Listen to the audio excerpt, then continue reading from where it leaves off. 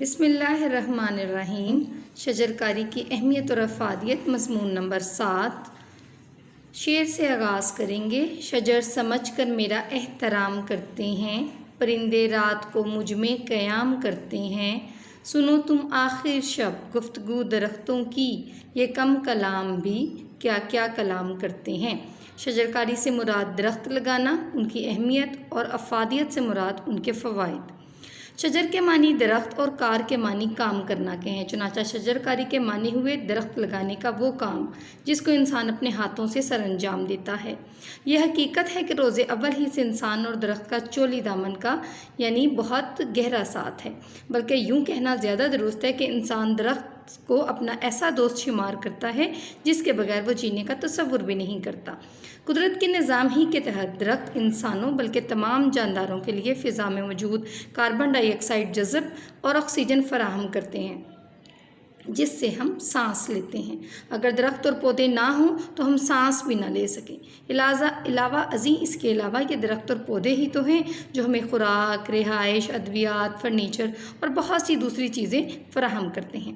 اگر روئے زمین پر درختوں کی ہریالی اور سبزی اور شادابی نہ ہو تو ہماری زندگی اجیرن یعنی مشکل ہو جائے۔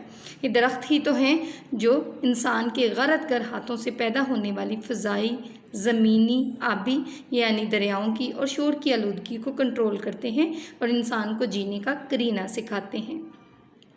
دوسرا حوالے کا شعر آپ لکھیں گے۔ لگی تھی آگ درختوں کو ایک زمانہ ہوا، دھواں سا آج بھی اٹھتا ہے آشیانوں میں۔ روئے زمین پر پھیلے ہوئے یعنی اس زمین پر جتنے بھی درخت ہیں، جا بجا درخت اور جنگل بنی روئے انسان کے لیے قدرت کا انمول یعنی قیمتی تحفہ ہیں۔ درخت نہ صرف سایہ فراہم کرتے ہیں بلکہ یہ ماحولیات کی آلودگی کو کم کرنے میں بھی مددگار ثابت ہوتے ہیں اور سیلاب کی تباہ کاریوں سے بچاؤ اور زمین کے کٹاؤ کو روکنے کا بھی ذریعہ ہے، اہم ذریعہ ہے۔ تیسرا حوالے کا شعر آپ یہاں پر لکھیں گے۔ آکسیجن سے شبستان۔ شبستان بادشاہ کا وہ کمرہ جہاں پر وہ آرام کرتے ہیں، یعنی تنہائی والا کمرہ۔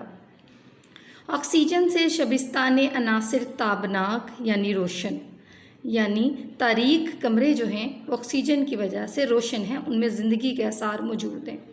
مضطرب ہر ذی نفس اس کی رفاقت کے لیے، یعنی آکسیجن کے لیے جو ہے وہ ہر زندہ جاندار بے قرار اور بے چین رہتا ہے۔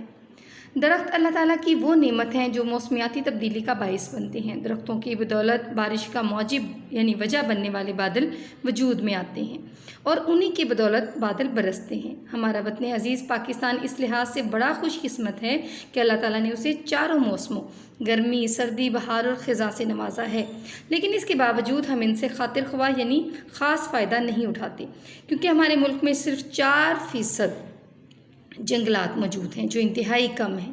بڑی تشویشناک بات ہے، جبکہ ہمارے ملک کے مقابلے میں ایران میں 7%، بھارت میں 23% اور چین میں 22% اور روس میں 44% رقبہ جنگلات پر مشتمل ہے۔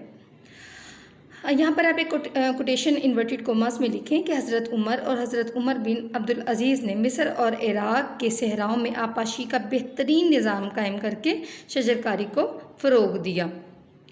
نیکسٹ پیراگراف شروع کرتے ہیں۔ آج دنیا کے کچھ ممالک کو گلوبل وارمنگ یعنی ماحولیاتی جو اثرات ہیں ان کا مسئلہ بھی درپیش ہے، جن میں پاکستان بھی شامل ہے۔ گلوبل وارمنگ میں اضافے کا ایک سبب درختوں کا بے تحاشا کٹاؤ بھی ہے۔ درختوں کے بے تحاشا یعنی زیادہ کٹاؤ سے فضا میں آکسیجن کم اور کاربن ڈائی آکسائڈ زیادہ ہو رہی ہے۔ درخت چونکہ کاربن ڈائی آکسائڈ بطور خوراک استعمال کرتے ہیں، لہٰذا اگر درختوں کا کٹاؤ اسی رفتار سے جاری رہا تو کاربن ڈائی آکسائڈ کا اضافہ انسانی صحت کے لیے خطرناک حد تک پہنچ جائے گا اور گلوبل وارمنگ یعنی ماحولیاتی اثرات زیادہ ہو جائیں گے۔ کیونکہ ہمارے ملک میں گلوبل وارمنگ سے بچاؤ کے لیے کوئی قابل ذکر ٹیکنالوجی موجود نہیں ہے، اس لیے حکومت کو لازم ہے کہ وہ شجرکاری یعنی درخت لگانے کی مہم کا آغاز کرے۔ عوام الناس عام لوگوں کو شجرکاری مہم کے متعلق ایک آگاہی مہم جاری کرے، پھر جو درخت لگیں ان کے بڑھنے تک ان کی حفاظت کرے۔ یہی ایک طریقہ ہے جس سے ہمارے ملک میں گلوبل وارمنگ کے اثرات کم ہو سکیں گے۔ جو آج ہے پودا وہ شجر ہو کے رہے گا، جو آج ہے پودا وہ شجر ہو کر رہے گا، شیریں میرے خوابوں کا سحر ہو کر رہے گا۔ یہاں تک آپ نے مضمون یاد کرنا ہے۔ اللہ حافظ۔